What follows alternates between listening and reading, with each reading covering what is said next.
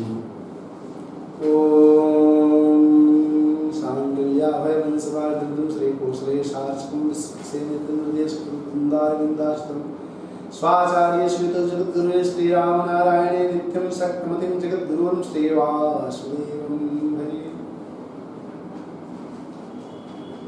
Prahlad Narad Parashar Pundarik व्यासांबरीश sucks सुक को इसको कहते हैं तो सुकदेव जी।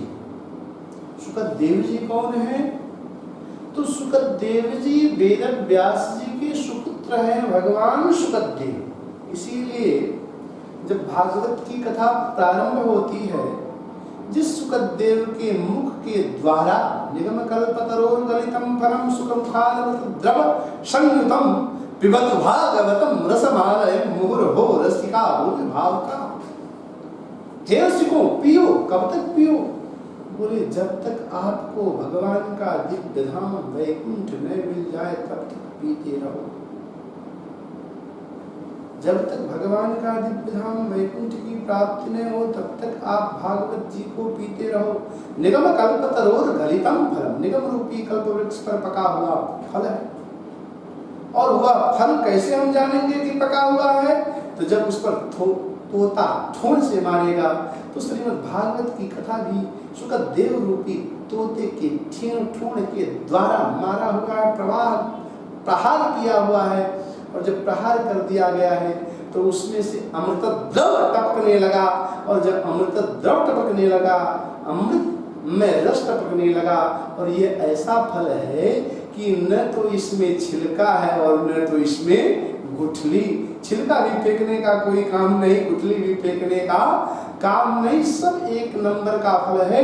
तो निगम कल्पतरोर गलितम फलम सुखमुखादम द्रव संयुतम पिबत भागवतम रसमालयम, पीते रहो भागवत की कथा को, पीते रहो जब तक भगवान का दिव्य धाम वैकुंठ प्राप्त न हो जाए। सुकदेव जी ये गर्भ योगी है, माँ के गर्भ में ही जिन्होंने भगवान की कृपा कटाक्ष का अनुभव कर लिया था। एक समय की बात है, भगवान भोलेनाथ ने देवी पार्वती को जब अमर कथा सुनाई थी, कहाँ पर? तो उत्तराखंड में। उत्तराखंड में अमर कथा श्रवण कराने के प्रसंग में आता है कि देवी पार्वती ने जब कहा कि हमको भी अमर करने का कोई उपाय कीजिए, भगवान भोलेनाथ ने कहा अमर कथा है, अमर कथा सुन लो। तो बोली अमर कथा सुना दीजिए। भगवान भोलेनाथ जब अमर कथा सुनाने लगे देवी पार्वती को, तो बोले कि यहाँ कोई है तो नहीं? बोले यहाँ कोई नहीं है, लेकिन एक अंडा है। बोले अंडा क्या करेगा जब तक ब्लास्ट नहीं होगा, जब तक फूटेगा नहीं। तो बोले कि क्या किया जाए?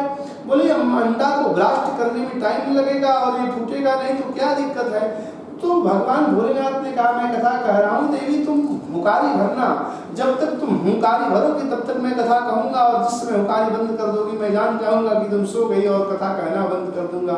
तो देवी पार्वती उसमें सो गई, और सो गई और कथा के प्रभाव से अंडा ब्लास्ट कर गया और बच्चा ही हुंकारी भरते गया और कथा सुन लिया। तो अंत में भगवान भोलेनाथ ने जब जयकारी बोला कथा की पूर्णाहुति पर, तो देवी पार्वती झलझला कर उठी, भगवान मैं कथा नहीं सुन पाई। बोले हुंकारी तुम्हें तो भर रही?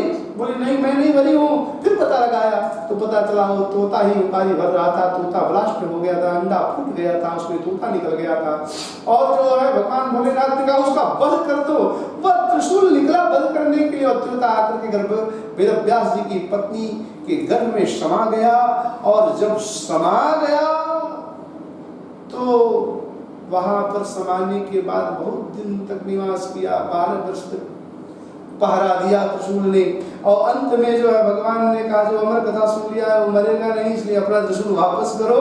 तब भगवान भोलेनाथ ने वापस किया, और उसके बाद 12 वर्ष के बाद वो 12 वर्ष तक माँ के गर्भ में रहने वाले सुकदेव जी महाराज 12 वर्ष के बाद जब जन्म लिए, और जन्म लेते ही घर द्वार छोड़ करके सब निकल गए, और निकल करके भगवान की आराधना में लग गए, भगवान के भजन में लग गए, भगवान के कार्य में लग गए।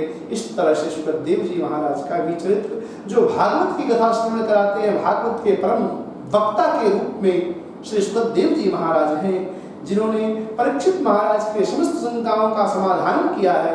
ऐसे सुकदेव जी को प्रणाम करते हैं। जय श्री राम।